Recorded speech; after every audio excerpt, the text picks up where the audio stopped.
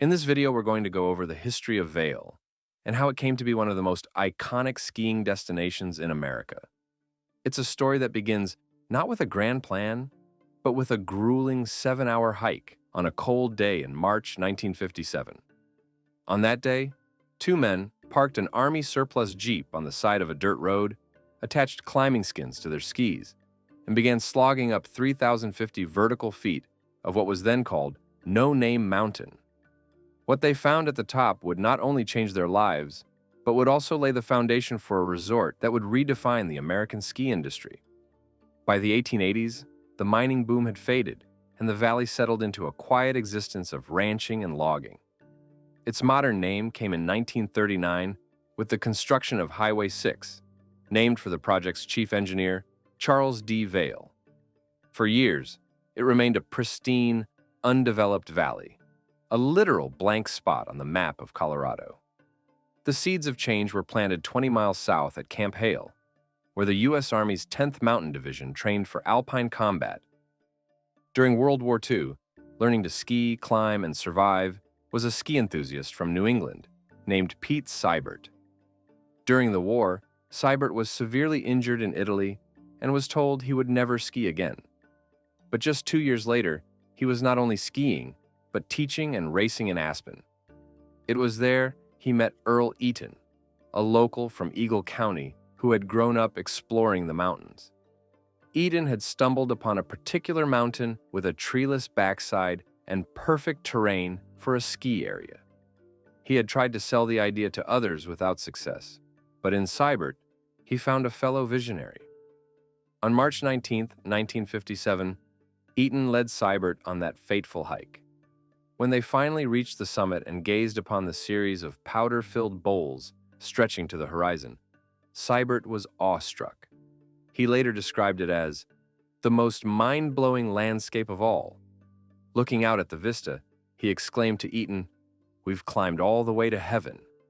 Eaton, ever the understated guide, simply replied, "It gets better, Pete." The decision was made on that hike. This would be the place. As Pete later recalled, "I had seen it, and I was already beginning to construct in my mind the most beautiful ski resort in the world." Turning that vision into reality was a monumental task. The first step was acquiring land and, more importantly, money. To disguise their intentions from competitors, Seibert, Eaton, and a few others formed the Transmontane Rod and Gun Club, acquiring the 500-acre Hanson Ranch for just $110 per acre. In December 1959, the Vail Corporation was officially formed with 26 original shareholders. Still, they needed significant capital. The U.S. Forest Service had granted them a permit for the ski slopes, but it was conditional on raising $1.8 million. The breakthrough came from Denver oilman George Calkins, who became known as the Funder. He devised an ingenious plan, borrowing from oil drilling financing techniques. They would sell 100 shares for $10,000 each, which included 4 lifetime ski passes, and the deed to a home site parcel for an additional $500. This secured a pool of investors who had more than just a monetary stake in the dream. Vail Mountain opened on December 15, 1962.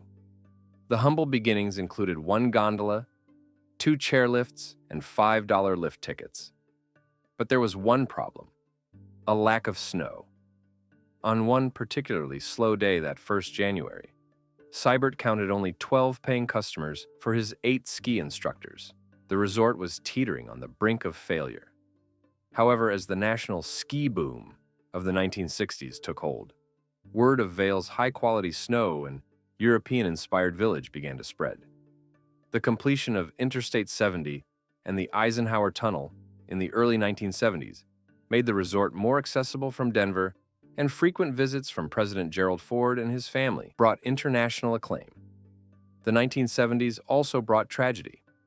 On March 26, 1976, a gondola cable snagged on a support tower, and 2 cabins plummeted 125 feet to the ground, killing 4 people and injuring 8. The accident had profound consequences. Amid fears of litigation, Vail Associates was sold to Texas oilman Harry Bass for $13 million, and founder Pete Seibert was ousted from the company he had built from nothing. It was a devastating blow, marking the end of an era. The resort entered a new phase of growth in 1985 when it was purchased by George Gillett. The Gilletts pumped $65 million into improvements, culminating in the opening of the famed China Bowl in December 1988, which made Vail the largest ski area in North America at the time. This era also saw Vail become a world-renowned center for sports medicine, thanks to the arrival of famed orthopedic surgeon Dr. Richard Stedman. The 1990s were a turbulent decade of expansion and conflict. After the Gilletts' tenure ended in bankruptcy, the company was sold in 1992 to Apollo Advisors, a New York private equity firm. In 1997, Vail Associates was renamed Vail Resorts, simultaneously acquiring nearby Breckenridge and Keystone. The company's next major expansion plan was for Blue Sky Basin, a 650-acre area of north-facing glades. The plan sparked fierce opposition from environmentalists concerned about endangered Canada lynx habitat. On October 19, 1998, a radical group called the Earth Liberation Front set a series of fires, destroying several buildings and chairlifts and causing an unprecedented $12 million in damages. The 2000s saw a billion-dollar wave of redevelopment that revitalized the town with projects like the Arabelle at Vail Square and the Four Seasons. In 2006, Rob Katz took over as CEO and launched the deeply discounted Epic Pass, a move that revolutionized the industry by prioritizing season pass sales. Perhaps it was never a single decision, but a slow, inevitable drift. The ski industry, once a collection of independent passion projects, found itself at a crossroads. The old ways were becoming unsustainable, and as Vail Resorts grew into a publicly traded giant, its responsibilities shifted. The primary duty was no longer just to the mountain or the local community, but to its shareholders, who demand predictable growth and stable returns. The long lift lines, the strained infrastructure, the housing crises in mountain towns, these weren't necessarily the goals, but the unforeseen byproducts of a new model designed for scale and financial stability. So, did it have to get this bad? Maybe the real question is whether the soul of skiing, with its roots in community and a love for the outdoors, can ever truly coexist with the relentless logic of a multi-billion-dollar corporation.